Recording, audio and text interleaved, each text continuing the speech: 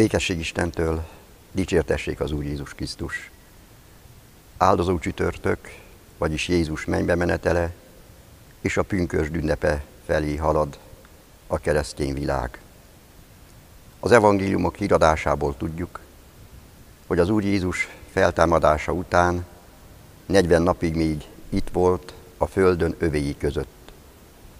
Sokakkal találkozott, és sokakkal elbeszélgetett. Többek között közvetlenül feltámadása után az emmausi tanítványokkal. A velük való beszélgetés során hangzott el Jézus ajkáról ez a kérdés: miért vagytok szomorú arccal, szomorú ábrázattal?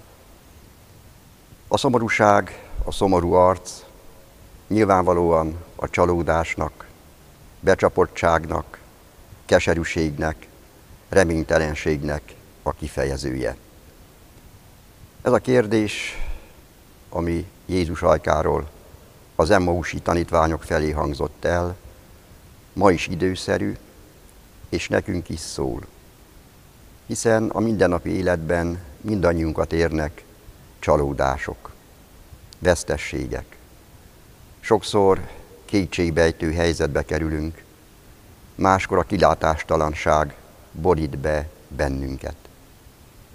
Vajon mi a szomorúság oka? Mi a csalódások oka? Nyilvánvalóan az, hogy valamit remélünk, valamit várunk, valamiért mindent megteszünk, küzdünk, dolgozunk érte, és egyszerre csak ráébredünk, hogy hiába. Ez a hiába szócska nagyon sok csalódást, nagyon sok keserűséget okoz nekünk.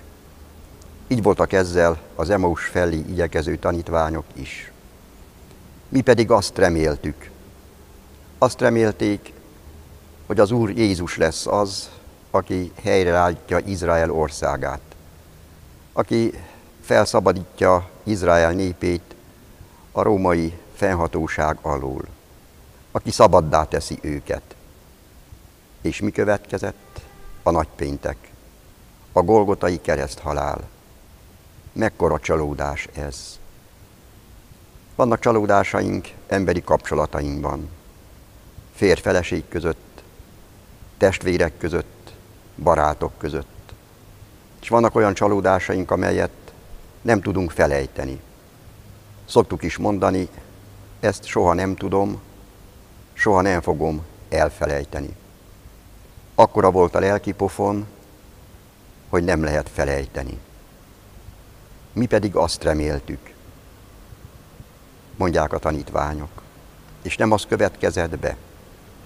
Sokszor így van a mi életünkben is, és mindig másokban, vagy éppen a körülményekben keressük a hibát. Vajon így van ez?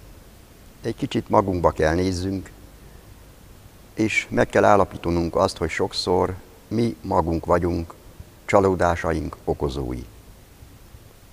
Azt mondja az Úr Jézus ezeknek a szomorú arcú tanítványoknak, hogy milyen rest a ti szívetek megérteni mindazt, amit Isten mondott, amit Isten megígért. Ti csak arra gondoltatok, amit ti reméltetek, amit ti képzeltetek el. Pedig a proféciák nyilván szóltak arról, és én magam is beszéltem nektek arról, hogy az emberfia az emberek kezébe adatik, és meg fogják ölni, de harmadnapon feltámad. Ezt ti nem értettétek meg, vagy nem akartátok megérteni, vagy nem figyeltetek arra, amit Isten mondott, amit én mondottam nektek. És valahogy mi is sokszor olyan restszívűek vagyunk, hogy arra figyeljünk, amit Isten mond nekünk, amit Isten ígér nekünk. Álmokat szövünk, illúziókat kergetünk, és a mi elvárásaink, a mi reményeink sokszor, sok esetben túlnövik a realitást, a valóságot. És ezért csalódunk. És nem ismerjük jól egymást. Nem ismerjük sokszor azt, akivel évtizedek óta együtt élünk, a házastársunkat, gyermekeinket, szeretteinket, embertársainkat. és akkor jön a csalódás. Én azt reméltem, azt vártam, és nem következett be, nem valósult meg.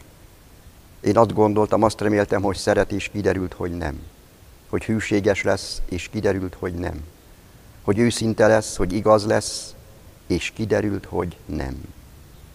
De vajon az elvárásaink, elképzeléseink, a vágyaink összeegyeznek-e azzal, amit Isten ígért, és amit Isten mond? Mi azt reméltük, és nem úgy lett. Mekkora csalódás ez. Elszomorító csalódás. És mi rójuk az élet útját ilyen szomorú arccal. Van valaki, aki ezt a szomorúságot örömre tudja változtatni. Az, aki oda szegődött az Emmausba igyekvő tanítványok mellé, és aki megszólította őket. Minden csalódotthoz oda szegődik Jézus. Mi mellénk is oda szegődik, és azzal biztat bennünket, ne legyünk szomorúak, mert ez azt jelenti, hogy hiszünk a gonosz győzelmében, hiszünk a sötétség győzelmében, hiszünk abban, hogy lehet egy életen át lopni, csalni, hazudni. És Jézus azzal biztat bennünket, ne higgyünk ebben. Abban higgyünk, amit ő ígért, és ami benne és általa megvalósult. Higgyünk a világosság győzelmében a sötétség felett.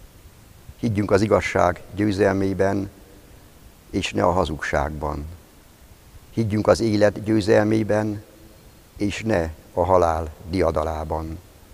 Mert Jézus feltámadott és él, és neki adatott minden hatalom mennyen és földön.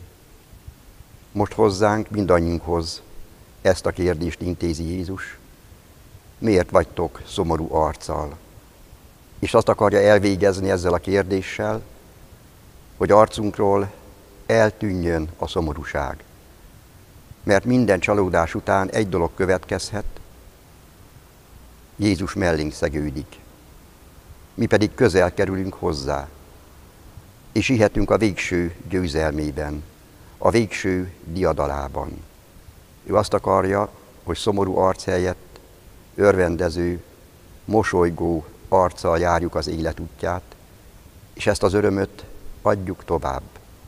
És tudjuk elmondani hittel, bizalommal, reménységgel, győztes leszek, Uram, csak légy és maradj velem.